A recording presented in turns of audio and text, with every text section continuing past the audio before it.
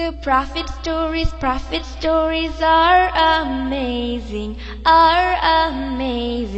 We like to hear the prophet stories, We like to hear the prophet stories. আসসালামু ওয়ালাইকুম আসসালাম। কেমন আছো তোমরা? আলহামদুলিল্লাহ, আমরা ভালো আছি। আমরা আপনার কাছে নবীদের গল্প শুনতে চাই। মাশাআল্লাহ, খুব ভালো কথা। মুসলিমদের জন্য নবীদের গল্প অনেক দরকার। আজকে আমরা নবী ইয়াহিয়া আলাইহিস সালামের গল্প শুনবো। তোমরা শুনবে তো?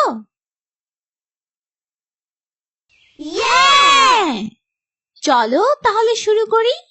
বিসমিল্লাহ।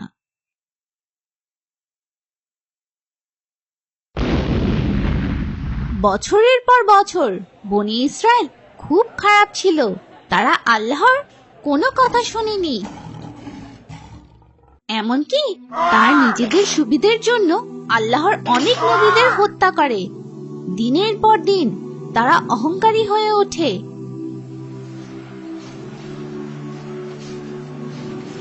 তারা মনে করত যে তারা আল্লাহর কাছ থেকে মনোনীত লোক এবং তারা ভাবত যে আল্লাহর আইনের উপর একমাত্র তাদের অধিকার আছে। তারা বিশ্বাস করত যে তাদের নিজেদের সুবিধার জন্য তারা আইন পরিবর্তনের অধিকার রাখে। এমনকি তারা মনে করত যে তারা যে পাপ করবে তার জন্য আল্লাহ তাদের সব সময় ক্ষমা করে দেবেন এবং বনী ইসরায়েলদের কাছে আরো নবী পাঠাবেন। যখন তারা তাদের সীমা অতিক্রম করে তখন আল্লাহ তাদেরকে আল্লাহর এবং নবীদের আইন মেনে চলার শেষ সুযোগ দেন। তোমরা কি বনী ইসরায়েলদের পরিবারের ব্যাপারে পুরনো গল্প জানো? অনেক সময় হয়ে গেছে, আপনি কি আমাদের আরো একবার বলবেন? ঠিক আছে।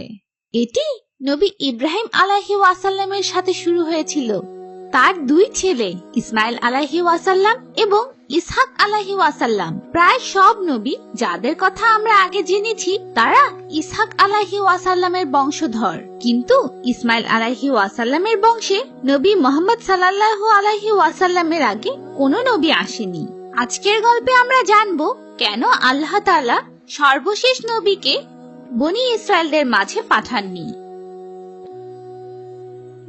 বনী ইসরায়েলদের শেষ সুযোগ হিসেবে আল্লাহ তখন তাদের সঠিক পথ দেখানোর জন্য দুইজন নবী পাঠিয়েছিলেন।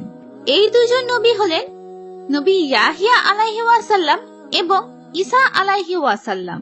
দুজনেই অলৌকিকভাবে জন্মগ্রহণ করেছিলেন। তারা একই বছরেই জন্মগ্রহণ করেন। তোমরা কি জানো নবী জাকারিয়া তার ছেলে ইয়াহিয়া আলাইহিস সালাম ও ঈসা আলাইহিস সালামের গল্পের মাঝে সম্পর্ক আছে? ইনশাআল্লাহ আজকে আমরা শুধু নবী ইয়াহিয়া আলাইহিস সালামকে নিয়ে আলোচনা করব। তিনি ইংরেজিতে জন ব্যাপটিস্ট নামে পরিচিত। কোরআনে কোথায় আমরা ইয়াহিয়া আলাইহিস সালাম সম্পর্কে জানতে পারবো? আল্লাহ তাআলা সূরা মরিয়ম, আল ইমরান, আল আনাম এবং আল আম্বিয়াতে ইয়াহিয়া আলাইহিস সালামের কথা বলেছেন। যখন ইয়াহিয়া আলাইহিস সালামের বাবা ও মা খুব বৃদ্ধ ছিলেন তখন অলৌকিকভাবে আল্লাহ তাদের একটি ছেলে সন্তান দান করেন। এই বয়সে একটি সন্তান হওয়া একেবারেই অসম্ভব ছিল, কিন্তু আল্লাহর জন্য এটি খুব সহজ ছিল। তাছাড়া মানুষ যাতে বুঝতে পারে যে তারা সত্যি আল্লাহর নবী, সেজন্য আল্লাহ নবী ইসহাক আলাইহিস সালাম এবং ইয়াহিয়া আলাইহিস সালামকে একই রকম অলৌকিকভাবে পৃথিবীতে পাঠিয়েছিলেন। আল্লাহ তাআলা বনী ইসরায়েলদের বলে যে ইয়াহিয়া আলাইহিস সালাম একজন সত্য নবী হবেন এবং তাদেরকে সতর্ক করেন যাতে তারা তার সাথে খারাপ ব্যবহার না করে এবং তার দেখানো পথে চলে। বিস্তারিত জানার জন্য নবী জাকারিয়া আলাইহিস সালামের গল্পটি আমাদের জানতে হবে। ছোটবেলা থেকে নবী ইয়াহিয়া আলাইহিস সালাম খুব বুদ্ধিমান ছিলেন। আল্লাহ তাআলার নির্দেশে তিনি বনী ইসরায়েলের পবিত্র বই তাওরাত এবং জাবুর শিখেছিলেন, যা নবী মুসা এবং নবী দাউদ আলাইহিস ওয়াসাল্লামকে দেয়া হয়েছিল। বর্তমান বাইবেলের ওল্ড টেস্টামেন্টে এই পবিত্র বইগুলোর কিছু অংশ রয়েছে। ছোটবেলা থেকে তিনি মানুষদের আল্লাহর আইন মানার জন্য ডাকতে থাকেন। তিনি খুব গভীরভাবে মানুষকে আল্লাহর আইন বোঝাতে পারতেন। তিনি তার পিতামাতাকে খুব ভালোবাসতেন এবং সম্মান করতেন। তিনি সব সময় তার পিতামাতার কথা শুনতেন। নবী ইয়াহিয়া আলাইহিস ওয়াসাল্লাম সব সময় আল্লাহর কাছে ক্ষমা চাইতেন। একদিন যখন তিনি বাড়িতে ফিরলেন না, তখন তার বাবা মা তাকে খুঁজতে শুরু করে। তারা তাকে জর্দান নদীর পাশে কাঁদতে দেখে, যা তার বাড়ি থেকে অনেক দূরে ছিল। তার বাবা তখন তাকে জিজ্ঞেস করে যে তিনি কেন কাঁদছেন। নবী জবাবে বলেন তিনি আল্লাহর কাছে দয়া ও ক্ষমা চেয়ে কাঁদছিলেন। তিনি একজন নবী ছিলেন, তার কোনো পাপ ছিল না। তাহলে তিনি কেন আল্লাহ তাআলার কাছে ক্ষমা চাইছিলেন? মাঝে মাঝে আমরা ভুল করে ফেলি এবং আমরা বুঝতে পারি না যে এটি ভুল ছিল। তাই কোনো ছোট বা বড় ভুলের জন্য আমাদের আল্লাহর কাছে ক্ষমা চাওয়া উচিত। আল্লাহ আমাদের ক্ষমা করতে ভালোবাসেন, তাই আমাদের সব সময় আল্লাহর কাছে ক্ষমা চাইতে হবে। কখনো কখনো নবী রাত দিন না ঘুমিয়ে কবরস্থানে গিয়ে আল্লাহর কাছে কান্না করতেন। তিনি এত কান্না করতেন যে কখনো কখনো তার গালে দাগ পড়ে যেত। তিনি সব সময় চুপচাপ থাকতেন এবং কখনো হাসি তামাশা পছন্দ করতেন না। নবী ইয়াহিয়া আলাইহিস ওয়াসাল্লাম সব প্রাণীদের প্রতি দয়াশীল ছিলেন। পশুদের খিদে পেলে তিনি নিজের খাবারের অংশ থেকে তাদের খাওয়াতেন। তাই বেশিরভাগ সময় তার খাওয়ার জন্য যথেষ্ট খাবার থাকতো না। তিনি সাধারণত ফল খেয়ে বেঁচে থাকতেন এবং কখনো কখনো তিনি গাছের পাতাও খেতেন। মাঝে মাঝেই তিনি আল্লাহ এবং তার সৃষ্টির ব্যাপারে এত গভীরভাবে চিন্তা করতেন যে তিনি কি করছেন তা বুঝতেই পারতেন না। মাঝে মাঝে তিনি বুঝতেই পারতেন না যে তিনি তার চিন্তার মাঝে সিংহ বা ভাল্লুকের গুহার ভিতর ঢুকে গেছেন। বনের প্রাণীরা বুঝতে পারত যে তিনি আল্লাহর নবী, তাই তারা তাকে কোনো আঘাত করত না এবং তার জন্য গুহা থেকে চলে যেত। তাহলে কেন বনী ইসরায়েল তাকে ঘৃণা করতে শুরু করলো? এটি বোঝার জন্য আমাদের ইতিহাস জানতে হবে। যখন নবী ইয়াহিয়া আলাইহিস ওয়াসাল্লাম জন্মগ্রহণ করেন, তখন বনী ইসরায়েল রোমের দখলে ছিল। তাই রোমান সরকার ফিলিস্তিন শাসন করার জন্য বনী ইসরায়েল থেকে একজন নামে মাত্র রাজা বেছে নেয়। সে খুব খারাপ রাজা ছিল এবং তার নাম ছিল হেরোদ, এবং সে সব সময় ফিলিস্তিনকে শাসন করত এবং সে খুব চালাক ছিল।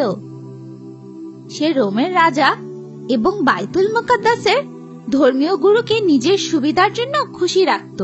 তাই খারাপ ধর্মীয় গুরু সব সময় রাজাকে সমর্থন করত। এমনকি তারা রাজাকে সমর্থন করার জন্য আল্লাহর আইনও পরিবর্তন করেছিল। তাই তখন বনী ইসরায়েল খারাপ হতে থাকে, কারণ তারা আল্লাহ তাআলার আইন মেনে চলছিল না। রাজার মৃত্যুর পর পুরো রাজ্য তার 3 খারাপ ছেলের মাঝে ভাগ হয়ে যায়।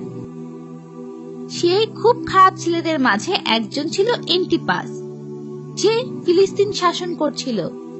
নবী ইয়াহিয়া আলাইহিস ওয়াসাল্লাম ও তার পিতা জাকারিয়া আলাইহিস ওয়াসাল্লাম লোকদের আল্লাহ তাআলার আইন মেনে চলার জন্য উদ্বুদ্ধ করেন, যাতে তারা ভালো হয়ে যায়। তারা কোনো খারাপ কাজ হতে দেখলে সেই খারাপ কাজ আটকানোর জন্য চেষ্টা করতেন। তাই খারাপ ধর্মীয় গুরু এবং খারাপ রাজার অনুসারীরা ইয়াহিয়া আলাইহিস ওয়াসাল্লাম এবং তার বাবা জাকারিয়া আলাইহিস ওয়াসাল্লামকে ঘৃণা করতে শুরু করে। একবার রাজা অ্যান্টিপাস নিজের ভাইয়ের মেয়েকে বিয়ে করতে চেয়েছিল। তার ভাতিজিও তার চাচাকে বিয়ে করতে চেয়েছিল, কারণ সে ফিলিস্তিনের রানী হতে চেয়েছিল।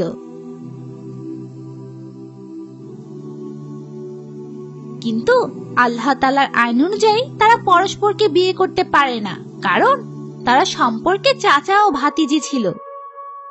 দুর্ভাগ্যবশত কিছু খারাপ ধর্মীয় গুরু সেই খারাপ মেয়েকে বিয়ে করার জন্য রাজাকে সমর্থন করে। নবী ইয়াহিয়া আলাইহি ওয়াসাল্লাম ও জাকারিয়া আলাইহি ওয়াসাল্লাম বিয়ে বন্ধ করার জন্য অনেক চেষ্টা করেন। নবী ইয়াহিয়া আলাইহি ওয়াসাল্লাম লোকদের বলেন যে রাজা কিভাবে আল্লাহ তাআলার আইন ধ্বংস করার চেষ্টা করছে, কিন্তু খারাপ ধর্মীয় গুরু, বাদশাহ এবং কিছু খারাপ বনী ইসরাইল দুই নবীর উপর খুব রেগে যায়। যেহেতু নবী ইয়াহিয়া আলাইহি ওয়াসাল্লাম বিয়ে বন্ধ করার জন্য অনেক চেষ্টা করেছিলেন, তাই রাজা তাকে গ্রেফতার করে জেলখানায় পাঠিয়ে দেয়। সত্যি তারা এই কাজের জন্য তাকে গ্রেফতার করেছিল? হ্যাঁ, তখন অবস্থা আরো খারাপ হয়ে যায়। রাজার ভাতিজি নবী ইয়াহিয়া আলাইহি ওয়াসাল্লামের উপর খুব রাগ করে, কারণ তার জন্য সে ফিলিস্তিনের রানী হতে পারেনি। একদিন সে রাজার কাছে একটি বিশেষ উপহার চায় এবং রাজা ওয়াদা করে যে সে যা চাইবে তাই দিবে। রাজার ওয়াদা পাওয়ার পর সে নবী ইয়াহিয়া আলাইহি ওয়াসাল্লামের মাথা চায়।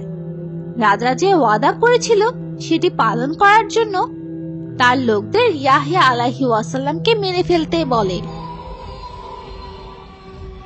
এবং নবীর মাথা একটি প্লেটে নিয়ে তার ভাতিজিকে দেওয়ার আদেশ করে।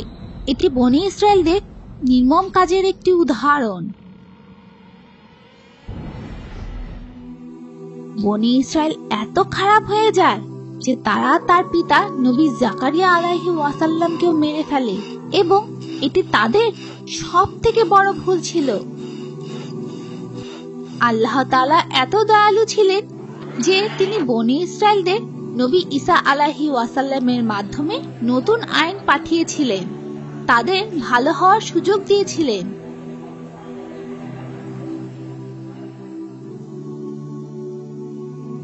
ইনশাআল্লাহ আমরা পরবর্তীতে নবী ঈসা আলাইহি ওয়াসাল্লামের ব্যাপারে এবং কিভাবে বনী ইসরায়েল তাদের অহংকারের কারণে চূড়ান্ত ভুলগুলো করেছিল সে ব্যাপারে জানব। আমাদের নবীদের গল্প আজকে এখানেই শেষ। যারা আমাদের কাজে সমর্থন করেছেন তাদের সবাইকে ধন্যবাদ জানাতে চাই। আপনারা জানেন যে আল্লাহর দয়া এবং আপনাদের সমর্থন ছাড়া আমরা কখনোই এতদূর আসতে পারতাম না। আপনি আমাদের ওয়েবসাইটে যে এককালীন দান বা মাসিক দাতা হিসেবে সমস্ত কাজের নিয়মিত সমর্থক হতে পারেন। The Prophet Story